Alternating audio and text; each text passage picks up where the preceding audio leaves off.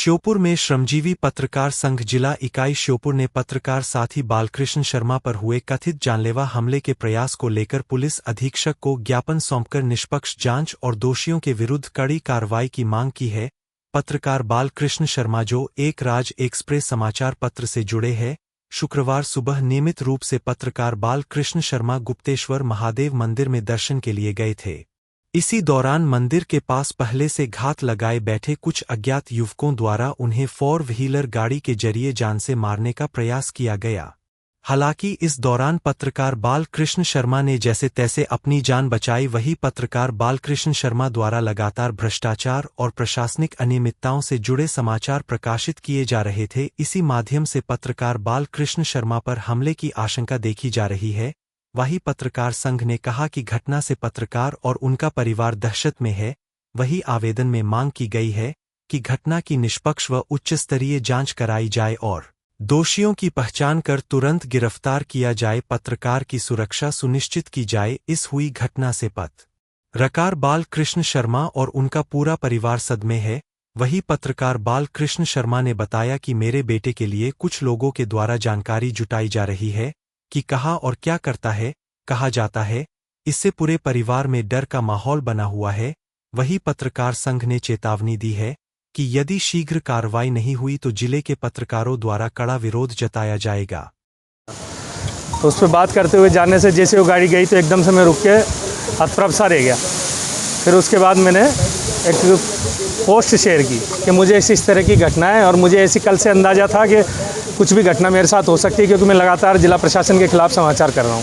फिर उससे आगे बढ़ के मैं उस वक्त बिल्कुल होपलेस हो चुका था। थोड़ा आगे जाके मैं मंदिर जा रहा था तो सती माता के यहाँ जाके फिर एक गाड़ी पीछे से आती है और इतनी तेज़ रफ्तार में आती है कि अगर वो गाड़ी काश मेरे अड़ भी जाती तो मैं यहाँ आप सब लोगों को बाइट देने लायक नहीं होता।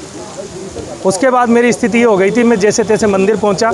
मंदिर पर पहुंचने के बाद लोगों ने पूछा क्या बात हो गई, तो मैंने बताया कि ये बात हो गई। फिर वहाँ पे मेरे पास जिला अध्यक्ष का ही फ़ोन आया, भारतीय जनता पार्टी का और लोगों के फ़ोन आया। मेरी बात करने की क्षमता नहीं। क्या मांग करते हैं? नाम लिखिए। इसमें मुझे जो लगातार मैं खबरें प्रकाशित कर रहा हूँ उनसे केवल ज़्यादातर 2 ही लोगों को है, या तो जिलाधीश महोदय को या फिर जिलाधीश महोदय का जो रीडर है राकेश शर्मा। इन लोगों को उनसे आपत्ति। तो मुझे संभावना ये है कि आज की घटना के बाद भी मैंने ये भी सुनने में आया कि मेरे बेटे के बारे में भी तलाश की जा रही है कि मेरा बेटा है 15 साल का, कि वो बेटा कहाँ पे खेलने जाता है, कौन से स्कूल में पढ़ता है, कहाँ कोचिंग जाता है, ये तलाश किया जा रहा है। तो संभावना ये थी कि शायद उसकी दुर्घटना में मौत हो जाए।